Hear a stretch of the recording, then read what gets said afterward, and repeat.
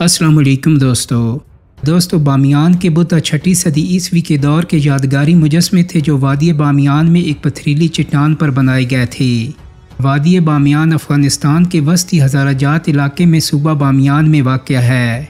ये वादी काबुल से तकरीबन 230 किलोमीटर के फासले पर शुमाल मगरब की जानिब वाक़या है। सतह समंदर से इस इलाका की बुलंदी 2500 मीटर है। पहला मुजस्मा 507 ईस्वी जबकि दूसरा बड़ा मुजस्मा 554 ईस्वी में मुकम्मल हुआ।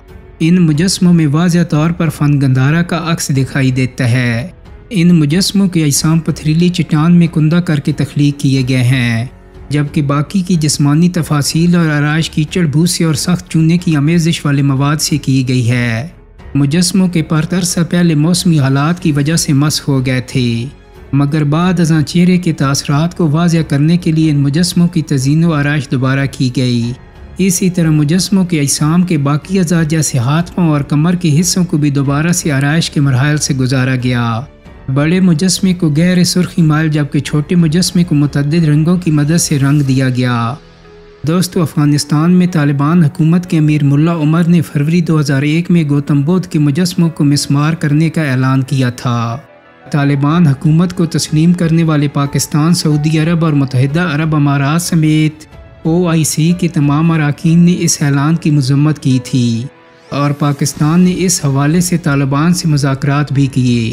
अफ़गानिस्तान में पाकिस्तान के साबिक़ सफ़ीर सैयद इब्रार हुसैन अपनी किताब में लिखते हैं, 2001 का मौसम बहार था और पाकिस्तान में जनरल मुशर्रफ की हुकूमत को आए हुए अभी 1.5 साल भी पूरा नहीं हुआ था कि तालिबान ने बामियान में गौतम बुद्ध के मुजस्मे तोड़ने का ऐलान किया और बैनुल अक़वामी तौर पर यह मसला काफ़ी अहमियत इख्तियार कर गया। कंधार में वफाकी वज़ीर दाखिला मोइनुद्दीन हैदर और मुल्ला उमर की मुलाकात का जिक्र करते हुए वो मज़ीद लिखते हैं कि मोइनुद्दीन हैदर ने मुल्ला उमर को इस्लामी तारीख़ के हवालों के साथ कहा कि सुल्तान महमूद गज़नवी जैसे बुत शिकन बादशाह ने भी बामियान के मुजस्मों को छोड़ दिया। इसी तरह गौरी अब्दाली वगैरह ने भी इन मुजस्मों को कुछ न कहा, तो यकीनन कोई ना कोई हिकमत होगी जिसने 1400 साल तक मुसलमान हुक्मरानों को बामियान के मुजस्मे तोड़ने से बाज रखा। मुसन्निफ़ के मुताबिक मुल्ला उमर ने मोइनुद्दीन हैदर को जवाब दिया कि महमूद गज़नवी या दूसरे मुसलमान हुक्मरानों के इन मुजस्मे को मिस्मार ना करने की कोई ख़ास वजह नहीं, सिवाय इसके कि ये बहुत मजबूत हैं और इन्हें डायनामाइट के बगैर ज़मीन बोस करना मुश्किल है।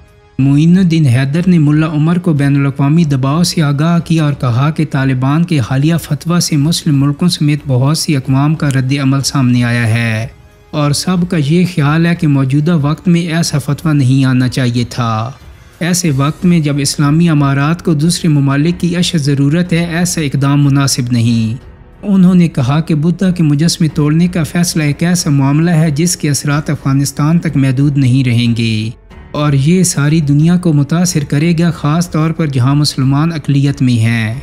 दोस्तों, वाज़ेह रहे कि दुनिया में करोड़ों बुद्ध चीन, जापान, श्रीलंका, थाईलैंड, बर्मा और दूसरे मुल्कों में आबाद हैं। सैयद इब्रार हुसैन लिखते हैं कि मोइनुद्दीन हैदर ने मुल्ला उमर को यह भी बताया कि यूनेस्को की तजवीज़ है कि वो इन मुजस्मों को बाहर मुंतकिल कर लेंगे और बसूरत दीगर इनके सामने दीवार खड़ी कर दी जाएगी। उनका कहना था कि अक़वाम मुत्तहिदा की जनरल असम्बली ने करारदाद मंजूर की है कि इन मुजस्मों को तोड़ने का फ़ैसला मुलतवी कर दिया जाए। ताहम मुल्ला उमर ने अपनी मुख्तसर गुफ्तगू में मोइनुद्दीन हैदर को आगाह किया कि मुजस्मे तोड़ने का फतवा कौमी सतह के अफ़गान काजियों और मुफ्तियों ने दिया है और ऐसे फतवे पर नज़रसानी नहीं की जाती। बुद्ध मज़हब के मानने वाले अफ़गानिस्तान में बहुत ज़्यादा नहीं, मगर ये इम्कान है कि मुस्तकबिल में इनमें से कुछ लोग बुतों की परस्तिश शुरू कर देंगे। तालिबान के सरबराह ने कहा कि ये बुत उनकी कमज़ोरी बन सकती हैं और रोज़े आखिर उनसे पूछा जाएगा कि जब तुम रूसियों को शिकस्त दे सकते थे तो तुमने बुतों को क्यों नहीं तोड़ा। एक मुसलमान मुल्क में बुतों की मौजूदगी को बर्दाश्त नहीं किया जा सकता और यूं मुल्ला उमर मुजस्मे मिस्मार करने से दस्तबरदार ना हुए। दोस्तों, पाकिस्तान में तालिबान हुकूमत के सफ़ीर मुल्ला अब्दुल सलाम अपनी किताब तालिबान के साथ मेरी ज़िंदगी में लिखते हैं कि इस हवाले से जापान सबसे मुतहरिक मुल्क था जो चाहता था कि बुद्धा के मुजस्मों को मिस्मार ना किया जाए। जापान के एक सरकारी वफ़द जिसमें श्रीलंका के बुद्ध मत भी शामिल थे ने पेशकश की कि वो इन मुजस्मों को टुकड़ों में तकसीम करके दुनिया के किसी और मुल्क में ले जाकर जोड़ लेंगे।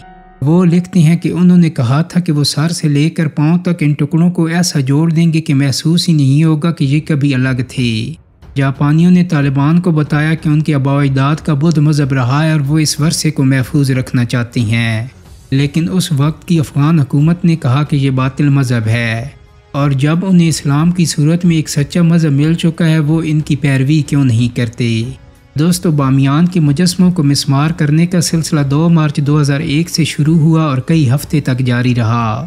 پہلے ان پر طیارہ شکن بندوق یعنی اینٹی ایئر کرافٹ گن سے فائر کیے گئے، پھر ان پر ٹینک کے گولے داغے گئے۔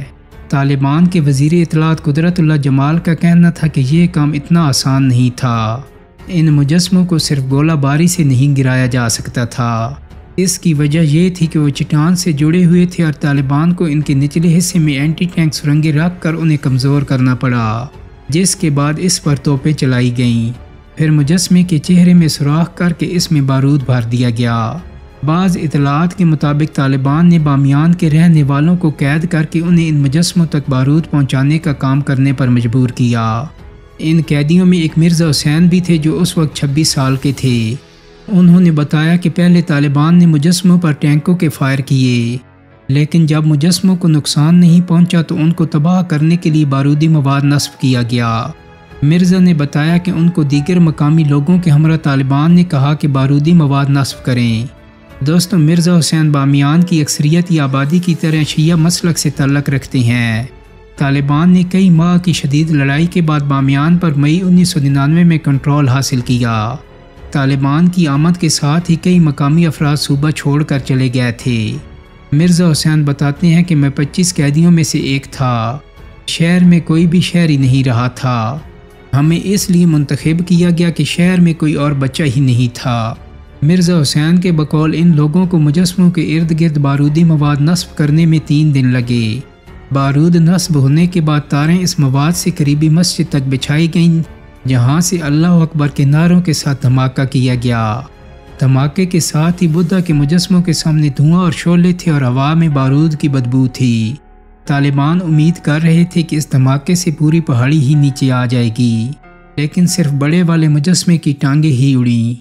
عالمی تنقید کے باوجود طالبان نے مزید بم اور بارودی مواد منگوایا جو صابن کی مانند تھا۔ اس کے بعد مجسموں کو پوری طرح تباہ کرنے کے لیے وہ روزانہ 2 سے 3 دھماکے کرتے تھے۔ جب بدھا کے مجسمے مکمل طور پر تباہ ہو گئے تو طالبان نے جشن منایا۔ انہوں نے ہوائی فائرنگ کی، رقص کیا اور 9 گائے ذبح کیں۔ دوستو، امید کرتا ہوں کہ میری آج کی ویڈیو آپ کو پسند آئی ہوگی۔ اگر ویڈیو اچھی لگی ہے تو اس کو لائک اور شیئر کر دیں۔ میرے چینل کو سبسکرائب کرنے کے ساتھ ساتھ بیل آئیکن کو بھی کلک کر دیں تاکہ آپ کو میری آنے والی مزید ویڈیوز کے نوٹیفیکیشن ملتے رہیں۔ بہت جلدی ایک نئی ویڈیو کے ساتھ ملاقات ہوگی۔ اپنا بہت سارا خیال رکھیے گا۔ اللہ حافظ۔